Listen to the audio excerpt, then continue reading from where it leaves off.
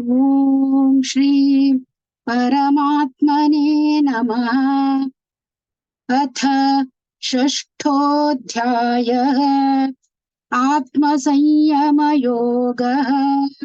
श्रीभगवानुवाच अनाश्रितः कर्मफलम् कार्यं कर्म करोति यः स सन्न्यासी च योगी च न निरग्निर्न चाक्रियः।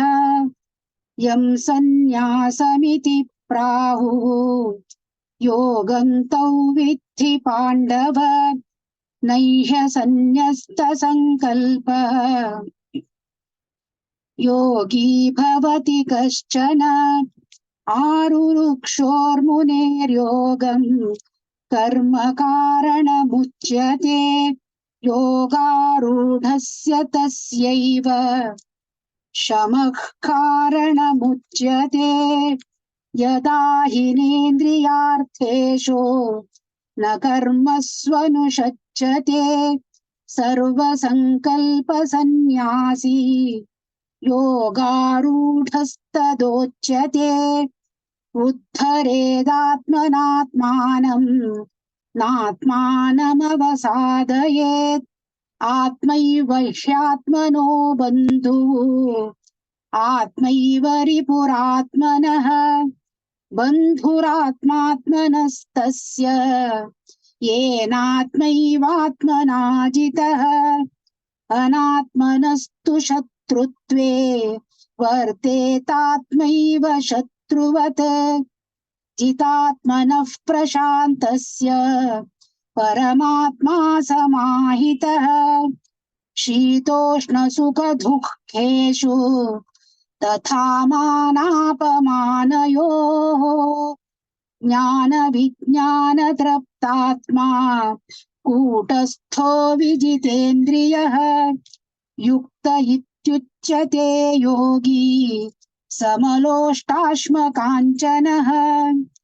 सुहृन्मित्रार्युदासीनमध्यस्तद्वेष्य बन्धुषु साधुष्वपि च पापेषु समबुद्धिर्विशिष्यते। योगी युञ्जीत सततम् आत्मानं रहसि स्थितः। एकाकीयत चित्तात्मा निराशीरपरिग्रहः। शुचौ देशे प्रतिष्ठाप्य स्थिरमासनमात्मनः। नात्युच्छ्रितन्नातिनीचम् चैलाजिनकुशोत्तरम्। तत्रैकाग्रं मनः कृत्वा यतचित्तेन्द्रियक्रियः। उपविश्यासने युञ्जात् योगमात्मविशुद्धये। समं कायशिरो ग्रीवं धारयन्नचलस्थिरम्। सम्प्रेक्ष्य नासिकाग्रं स्वं दिशश्चानवलोकयन्। प्रशान्तात्मा विगतभीः ब्रह्मचारिव्रते स्थितः। मनः संयम्य मच्चित्तः युक्त आसीत मत्परः। युञ्जन्नेवं सदात्मानं योगी नियतमानसः।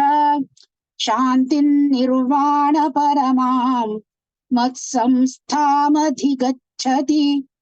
नात्यश्नतस्तु योगोऽस्ति न चैकान्तमनश्नतः।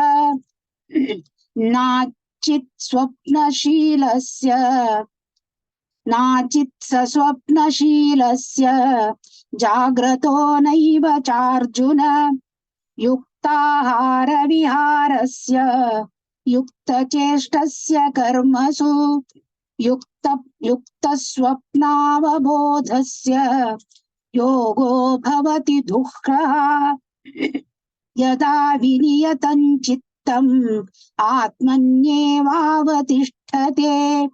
निःस्पृहः सर्वकामेभ्यः युक्त इत्युच्यते तदा।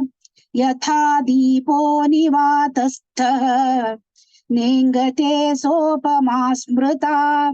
योगिनो यतचित्तस्य युञ्जतो योगमात्मनः यत्रो परमते चित्तम् निरुद्धं योगसेवया यत्र चैवात्मनात्मानं पश्यन्नात्मनि तुष्यति सुखमात्यन्तियं यत्तद् बुद्धिग्राह्यमतीन्द्रियम् वेति यत्र न चैवायं स्थितश्चलति तत्त्वतः यल्लब्ध्वा चापरल्लाभम् मन्यते नाधिकं ततः यस्मिन् स्थितो न दुःखेन गुरुणापि विचाल्यते तं विद्या दुःखसंयोगवियोगं स निश्चयेन योक्तव्यः योगो निर्विण्णचेतसा संकल्पप्रभवान् कामान् त्यक्त्वा सर्वान् शेषतः मनसैवेन्द्रियग्रामं विनियम्य समन्ततः शनैः शनैरुपरमेत् बुद्ध्वा धृतिगृहीतया आत्मसंस्थं मनः कृत्वा न किञ्चिदपि चिन्तयेत् यतो यतो निश्चरति मनश्चञ्चलमस्थिरम् ततस्ततो नियम्यैतद् आत्मन्येव वशन्नयेत् प्रशान्तमनसं ह्येनं योगिनं सुखमुत्तमम् उपैति शान्तिरजसं ब्रह्मभूतमकल्मषम् युञ्जन्नेवं सदात्मानं योगी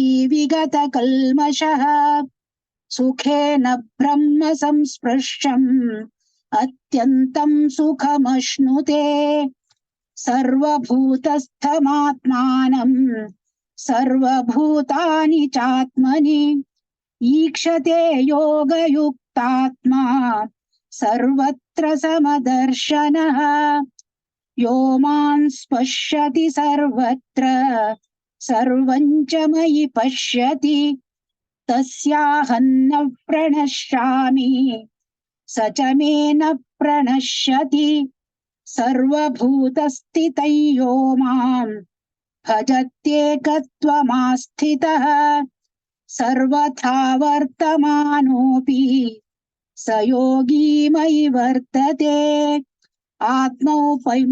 आत्मौपम्येन सर्वत्र समं पश्यति योऽर्जुन सुखं वा यदि वा दुःखं स योगी परमो मतः अर्जुन उवाच योऽयं योगस्त्वया प्रोक्तः साम्येन मधुसूदन एतस्याहं न पश्यामि चञ्चलत्वा स्थितिं स्थिराम् चञ्चलं हि मनः कृष्ण प्रमाथि बलवदृढम् तस्याहं निग्रहं मन्ये वायोरिव सुदुष्करम् श्रीभगवानुवाच असंशयं महाबाहो मनो दुर्निग्रहं चलम् अभ्यासेन तु कौन्तेय वैराग्येण